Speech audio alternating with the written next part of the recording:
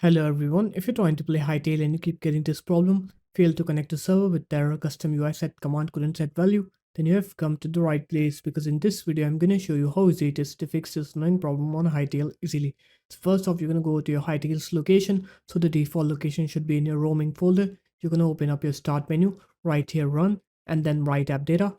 And now you're going to go into roaming, you're going to go into Hytale, and then you're going to go into user data, and then you're going to go into mods, and here you're either going to delete everything into this mods folder or you're going to move everything out of this folder into any other location, and you can try to play the game. Then check if that fixes your issue. If it does, then good, but if it doesn't, then I have another solution for you. Now you're going to download either one of those mods, so either MultipleHUD or AutoMultiHUD. You can download either one of those and then click install via app on it, download and install it on your game, and check if that fixes your issue.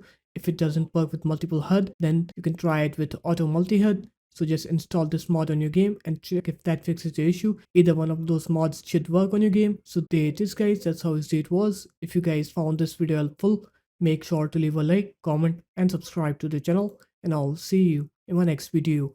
Peace.